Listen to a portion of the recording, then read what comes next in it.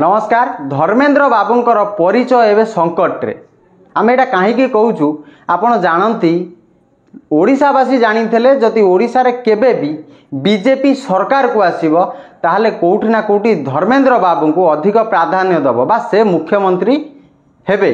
किंतु मोहन बाबू मुख्यमंत्री हेला परे धर्मेंद्र बाबू उभा नहीं जाउछंती, ताकू मीडिया वाला पचारू नांती, बीजेपी नेता मध्य पचारू नांती।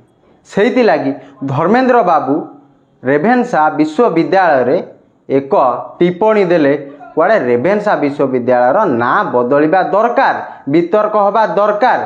किंतु मोहन बाबू तम सरकार रे धर्मेंद्र बाबू तम ओडिशा रे आसिकी एभली कथा कहि पारुछंती, तम पार्टी चुप काईकी।